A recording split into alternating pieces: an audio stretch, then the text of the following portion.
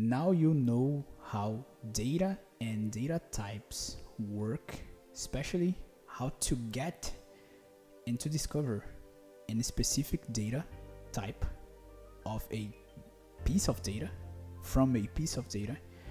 Now you're going to understand the data types themselves, alright? Because there are many in Python. So first we are going to understand the general data types. I call the general data types 3 data types. So the first one you already know. So Felipe, this data type is string, right? So let's get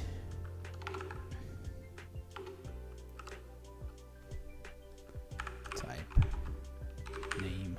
If I call this, I'm gonna see that this is string. String is basically the data type of texts in Python, alright? So every text is a string. So Felipe, I could put here Felipe Matos, still a string, alright? I could put here Felipe Matos is 30 years old, pay attention, still a string. I could put 30 here, call it age, and still this would be a string, alright? This would be a text, and I can prove this to you. If I try to calculate this like age plus 1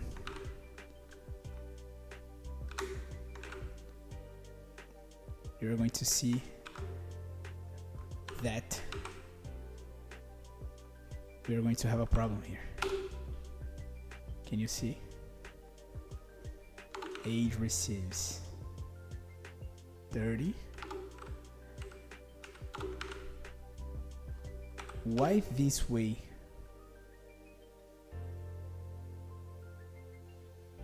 Oh, the file is data types, alright. Why this way works, but this way it doesn't work?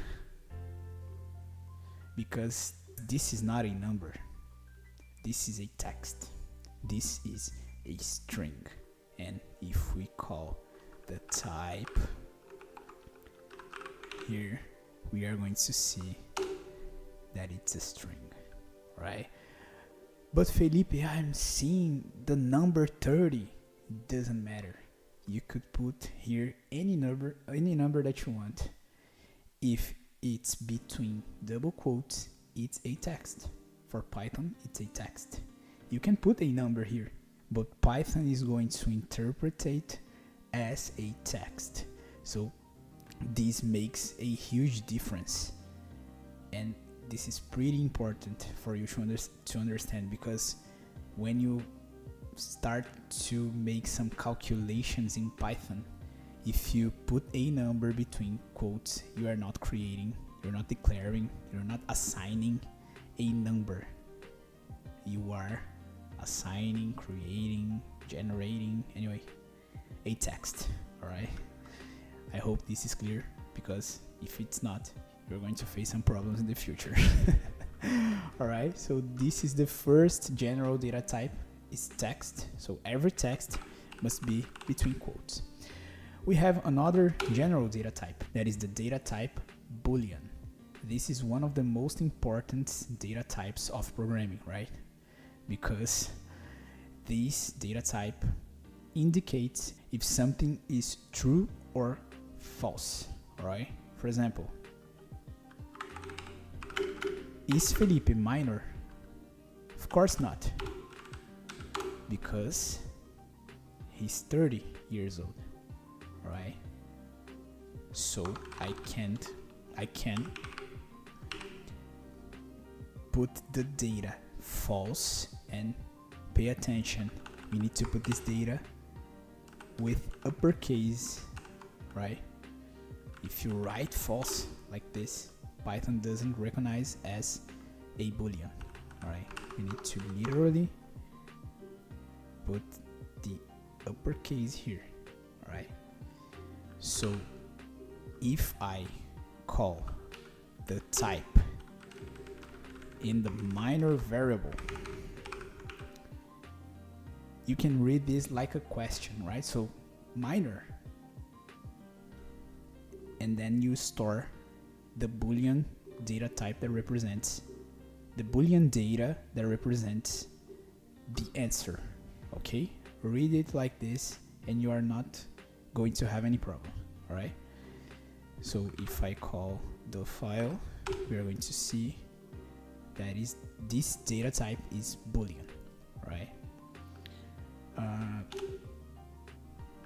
Programmer, true. Is Felipe a programmer? Let me put the name here again. Alright, so Felipe, age 30, minor, false, programmer, true. You know, that's how you read a boolean variable. So if I call here, let's get the data type boolean. Okay, don't forget the uppercase when you assign the data true and the data false. These are the only data types that represent in Python a boolean. Okay, in other languages you can represent this as zeros and ones. In databases you can represent as y and n. Alright, yes, no, active, inactive. Anyway, there are many abstract ways to represent a boolean data, but here in Python we have these two only, false and true, both with uppercase. Okay, and the last general data type is the none. Right, so let's create one variable here, full courses, and let me